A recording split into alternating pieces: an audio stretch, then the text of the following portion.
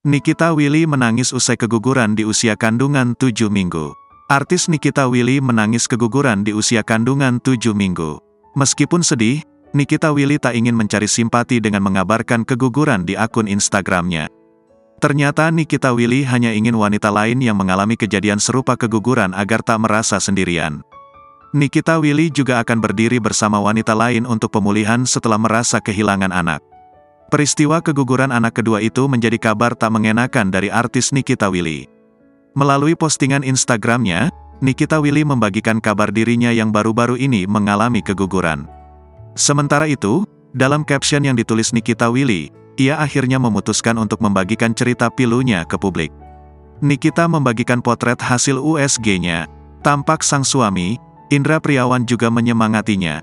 Nikita terlihat membagikan fotonya menangis. Mengiringi unggahannya, Nikita mengakui dirinya tak ingin mencari simpati dari orang lain. Namun, Nikita Willy ingin wanita lain yang juga mengalami hal serupa agar merasa tak sendirian.